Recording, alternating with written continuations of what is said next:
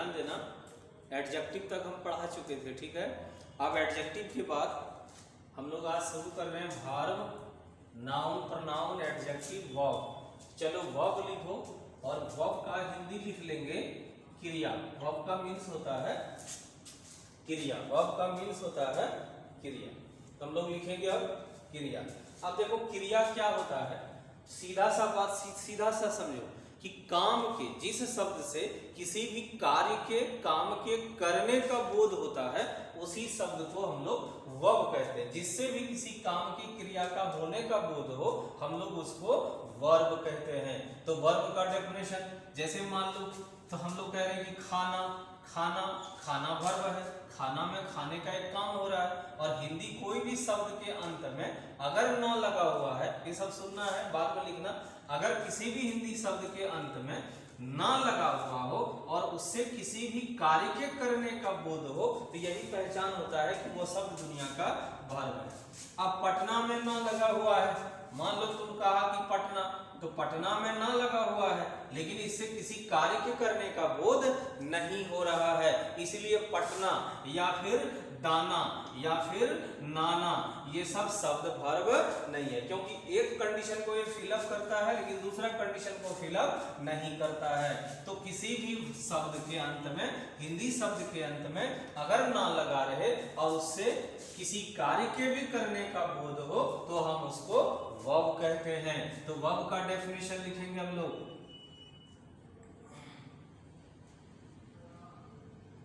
the word which shows that something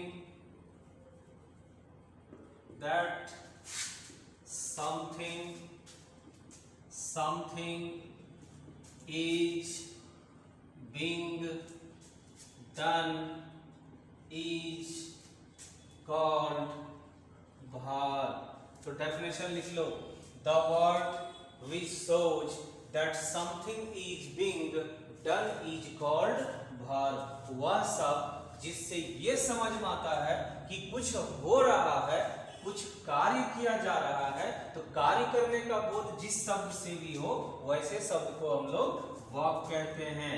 जैसे example, read means पढ़ना, गो means जाना, कम का मीन्स आना, स्टडी मीन्स अध्ययन करना। तो ये सब सभी वर्ब है।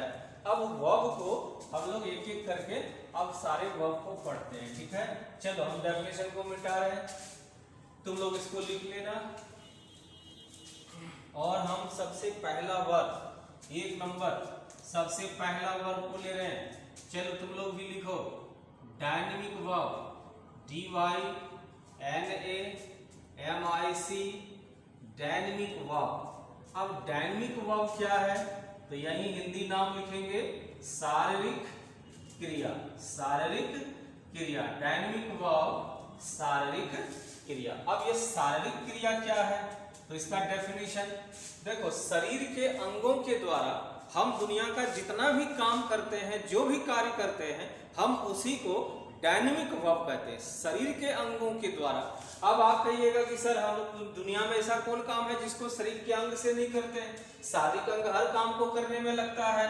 तो नहीं मेरे बच्चे, दुनिया के हर काम को करने में शारीरिक अंग की जरूरत पड़ेगी, ऐसा नहीं है। जैसे कि रेन मतलब वर्षा होना, जैसे इधर हाल में हमारे बिहार में 83, 85, 84 लोग का लगभग तड़का से, वज्रपात से उनकी मृत्यु हो गई, तो इसको हम लोग थंडर कहते हैं, थंडर अटैक होता है। ये थंडर अटैक से जो मरा, तो रेन हो जाती है, बारिश होती है, ये सब प्राकृतिक कार्य है, इसमें मनुष्य के शरीर के अंगों से कोई लेना देना नहीं है। इसीलिए हमने कहा कि डायनेमिक वर्ब वो वर्ब होता है जिसको संपन्न करने में हमारे शरीर के अंग के द्वारा जो कार्य संपन्न किया जाता है। तो डेफिनेशन देखो इसका क्या बनता है, डेफिनेशन है द वर्क और वर्ब व्हिच, लिख लो इसको, articulated by human bodies parts is called dynamic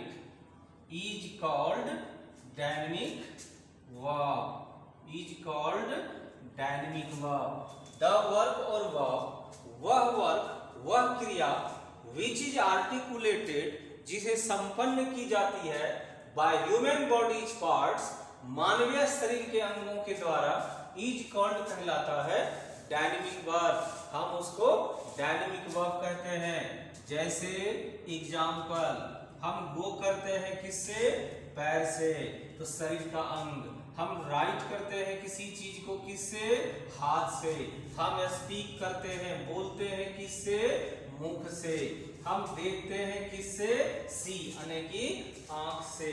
तो इस तरह से जितना भी शरीर के अंग के द्वारा कार्य संपन्न होता है उसी को हम लोग डायनेमिक वर्ब कहते हैं. तो अब 2 नंबर में चलो, 2 नंबर में लिखेंगे हम लोग इम्पर्सनल वर्ब. 2 नंबर में लेंगे इम्पर्सनल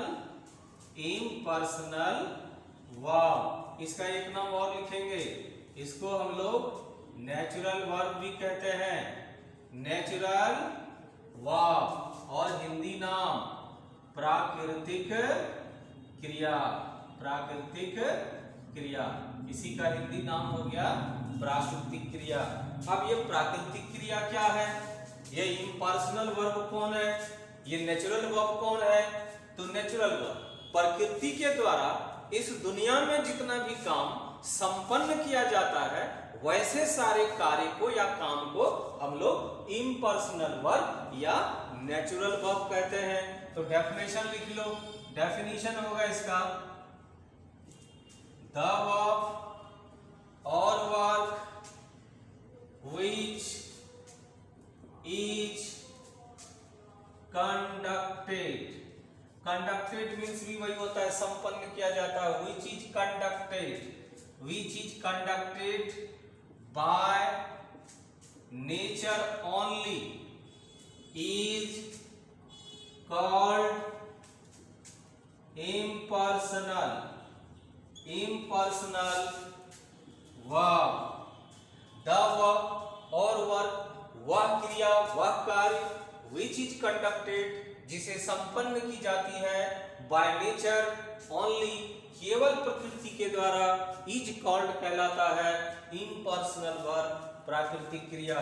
जैसे यहीं पे एग्जाम्पल लिखो. जैसे आप क्या कहें? It is raining. तो रेनिंग वर्षा हो रही है. वर्षा होना क्या हो गया? प्राकृतिक कार्य, इम्पर्सनल वर्ब. दूसरा सेंटेंस, इट इज थंडरिंग. बिजली कड़क रही है, या थंडरिंग क्या हो गया? Impersonal verb. अंडरलाइन कर रहे हैं, समझ आना, ये वर्ब हो गया इम्पर्सनल वर्ब. फिर क्या कहते हैं?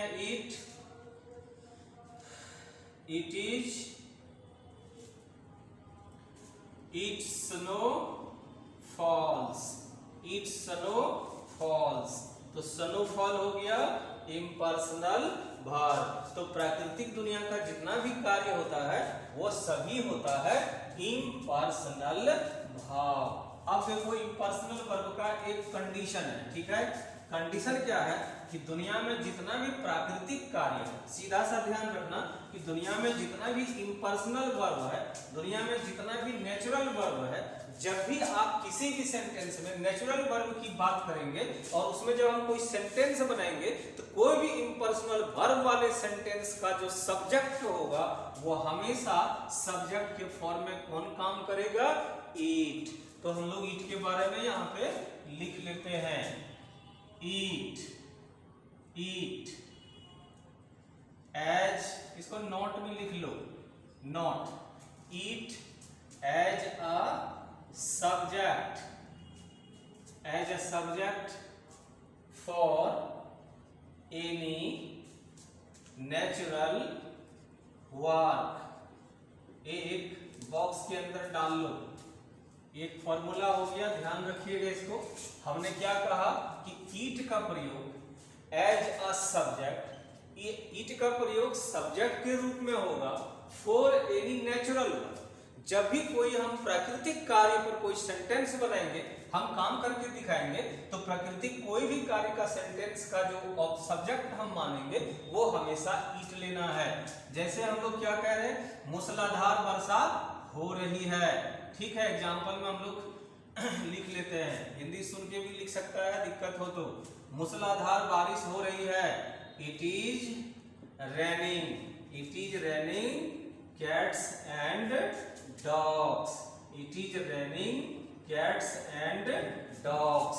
मूसलाधार बारिश हो रही है, कैट्स एंड डॉग्स फ्रेज है, मतलब होता है मूसलाधार बारिश होना, झमाझम बारिश होना। हम लोग इसको हैवी रेनिंग भी लिख सकते थे, इट इज रेनिंग हैवीली, मतलब मूसलाधार बारिश हो रही है। सब्जेक्ट क्या आ गया, ईट आ गया। कौन काम हो रहा है, इम्पर्सनल मतलब प्राकृतिक। दूसरा ले लेते हैं, it was thundering, it was thundering, बिजली कड़क रही थी। तो यहाँ सब्जेक्ट के रूप में क्या आ गया, ईट। तो ईट क्या हो गया, तो इम्पर्सनल वर्ब का सब्जेक्ट हो गया। कोई भी सेंटेंस में जब इम्पर्सनल वर्ब संपन्न होगा तो ऐसे सेंटेंस में हम हमेशा क्या करेंगे, सब्जेक्ट हम लोग ईट को मान लेंगे, ये ध्यान रखिएगा। तो अब सिर्फ बारिश होती है, बारिश होती है, तो यहाँ सिर्फ हम लोग इट रेन्स लिख लिए, तो यहाँ इट हो गया इम्पर्सनल, इसीलिए इट को इम्पर्सनल सब्जेक्ट भी हम कह सकते हैं। इसीलिए हम लोग इट को इम्पर्सनल सब्जेक्ट भी कह सकते हैं।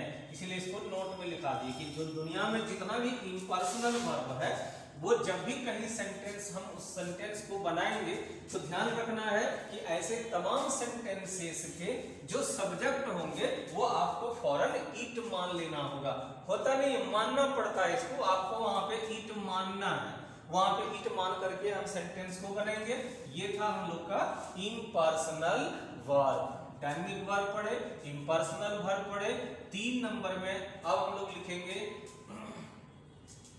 एस्टेटिव वर्ब, S-T-A-T-I-V, एस्टेटिव वर्ब, एस्टेटिव वर्ब। अब एस्टेटिव वर्ब को हम ठीक है, हम अगले वीडियो में, अगले क्लासेस में इसको कर देते हैं। 3 नंबर से एस्टेटिव वर्ब को हम इसके बाद पढ़ाएंगे। और इसी के साथ यहाँ तक जय हिंद, जय भारत।